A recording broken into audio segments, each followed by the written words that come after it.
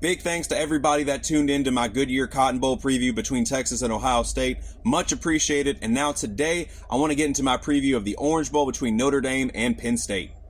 It's going to be the exact same format as the last video. I'm going to break down the positions, give some keys to the game, and I want you all to comment in the comments who is going to win this matchup. And quick spoiler before we get started, turns out these are some pretty even teams. So without further ado, let's get into it. For the quarterback, I actually went with Riley Leonard here because, truth be told, I'm not a big Drew Aller guy. Listen, I know what his passing numbers are, but I think Riley adds another dimension with his running ability, and I think is a better thrower than given credit for at times, especially as the season has progressed and the chemistry he's built with his wide receivers. Also, I think he plays a grittier style of football and kind of does what is needed throughout each game to usually get wins. So that's why I went with Riley Leonard for the quarterback. For running back, I went with Penn State because they got Katron Allen, they got Nick Singleton, two guys that got over 1,000 yards. Look, Jeremiah Love is a great running back, but he ain't messing with this duo right here.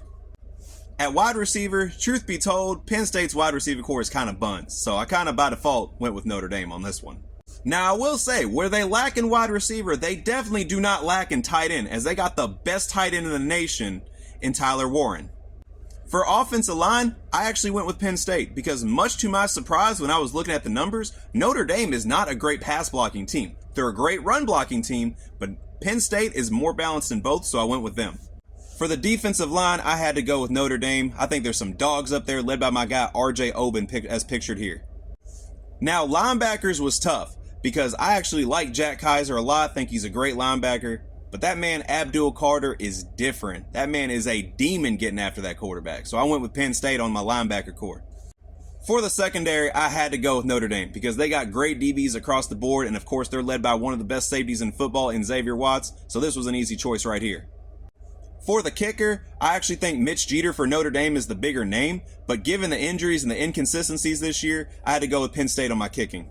Now in the return game, despite the kick return touchdown against Georgia, they're actually pretty even on the season. And because Penn State averages just a couple more yards on each punt and kick return, I had to go with them for my return game.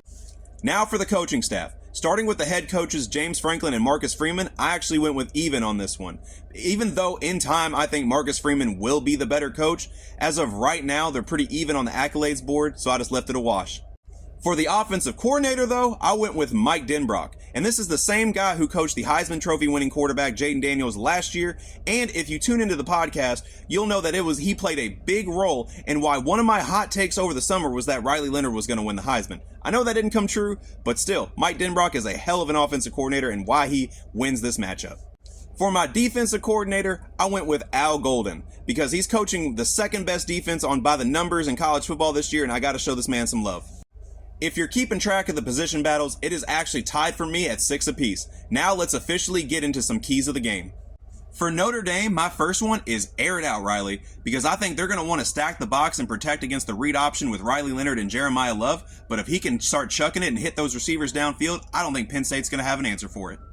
Number 2, get the takeaways. They're the number 1 team in college football at forced turnovers, and not to mention, they have a great execution rate when they force those turnovers. So let's stick to their bread and butter and get those takeaways. And last but certainly not least for Notre Dame, they gotta stop the run. Penn State's bread and butter is pounding the ball with Nick Singleton and Katron Allen. If they can stop the run game, that's going to put a lot of pressure for Drew Aller to make plays downfield, and against that Notre Dame secondary, I like their chances. Now for Penn State, they gotta establish the run. That's their bread and butter, and if they can get those guys going, it can also open Drew Allard up downfield.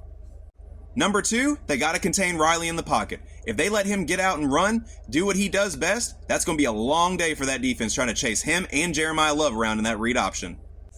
And number 3 for Penn State, those wide receivers have to step up. They cannot just target Tyler Warren all game. Notre Dame's going to have that figured out, but if they get a surprising performance from some of those wideouts, that could really spread out that Notre Dame secondary.